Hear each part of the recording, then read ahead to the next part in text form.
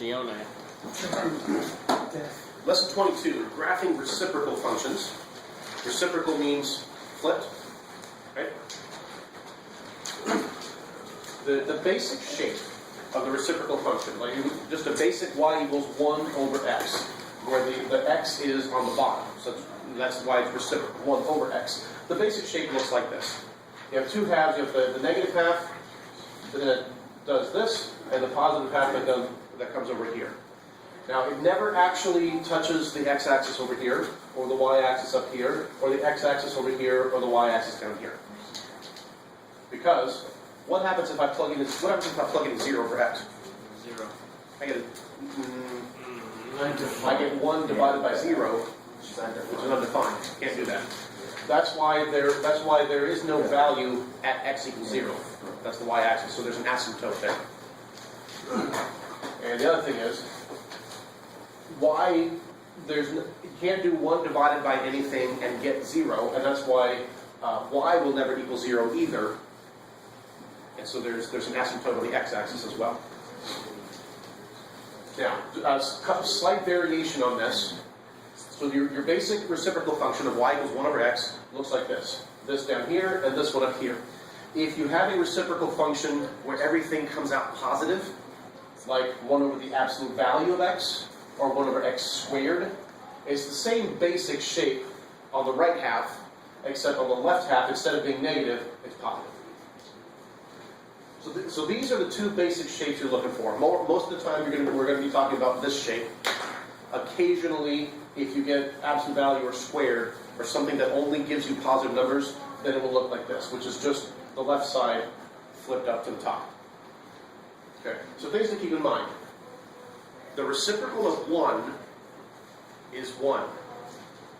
The reciprocal of negative 1 is also negative 1. Yay. That's what this is talking about here, these two statements here, and also these here. And the other thing is, remember a minute ago when I said that I can't plug in a 0 for x? Why? Why can't I plug in a 0 for x? Because that would be undefined. Because then I'd be divided by 0, that's undefined. Can't do that. Dividing by 0 on the graph gives you an asymptote. Right? One of those dotted lines that the graph approaches but never actually touches. So let's think through the process here of converting a given graph into its reciprocal. Let's start with just a basic line, y equals x. What does that look like? Yep.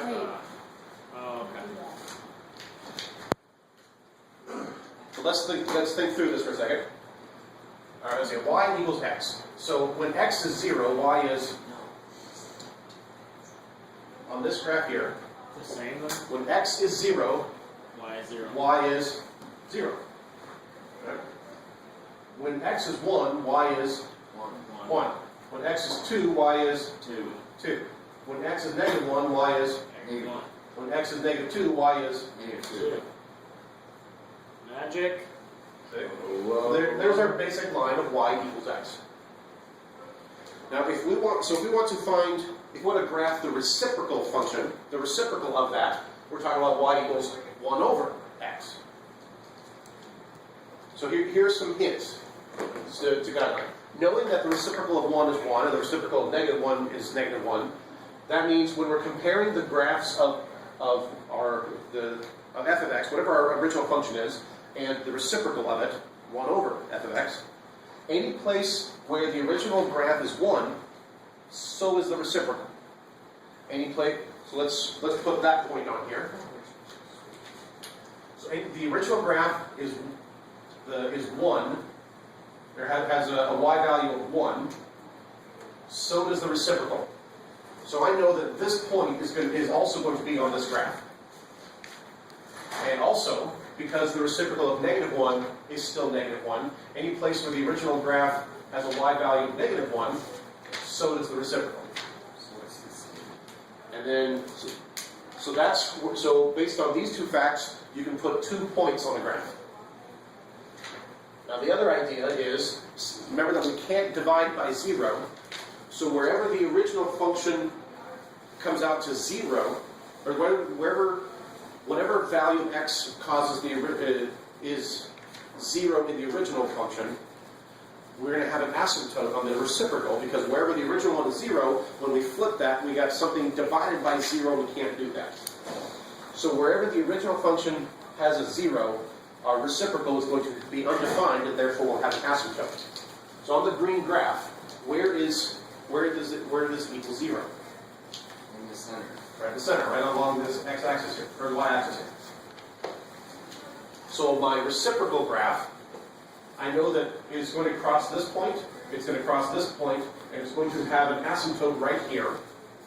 And I know that it's going to have this basic shape. So now that I know 2 points on my graph, and I know where my asymptote is, and I know the basic shape, I can sketch it. It's going to approach this asymptote. It's going to go through this point and approach this.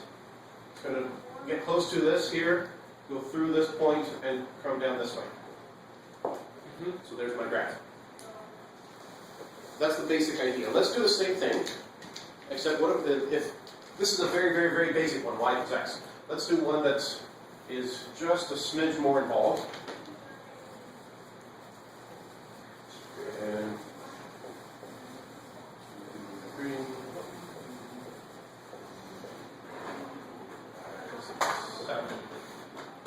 And let's say that we are comparing. Let's say that our original function y, is 1 over x plus 3. I can also call this f of x if I want. F of x or y, either way.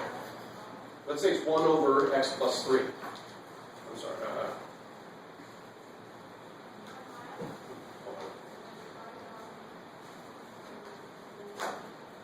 Let's say our original one is x plus 3, and we're going to do the reciprocal of that. Okay? What does this look like? Oh. Yeah. Y equals 1 over x plus 1 over 3. That's what the reciprocal would equal.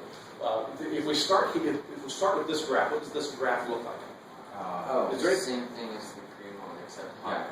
Yes. Slope of 1, except the y-intercept is 3. So same slope, except the y-intercept is 3. So it's going to go like that. Right? Kind of. Close to it. Alright. So let's say that we want to find the graph of the reciprocal of that. Graph of the reciprocal. The piece of information that we need to know is we want to, first of all, what's the basic shape? This red one or this blue one? Red. Red? Okay.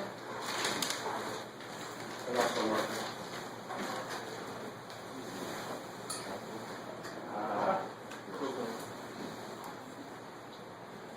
Good thing there are video editing tools to edit this out, right? Yeah.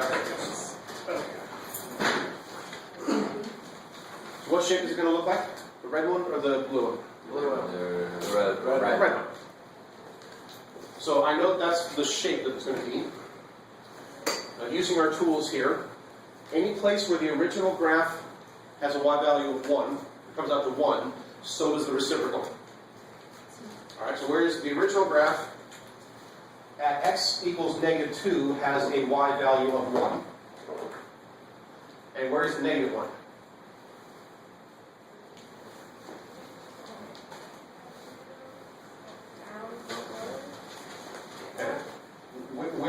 Where is -1? Right there. Yeah, right here. So this point here is at -2, 1. This point over here is at -4, -1. So wherever, so we know that this point is also on the reciprocal graph, and this point is also on the reciprocal graph. Then the other thing that's useful to know is that any place the original graph has a 0, wherever it crosses the x-axis, that's going to give us a 0, and when we do the reciprocal of that, we'll have 1 divided by 0, which we can't do. So wherever the original graph has a 0, the graph we're looking for is going to have an asymptote. So right here at -3, there's going to be an asymptote. So now we know 2 points and an asymptote and the basic shape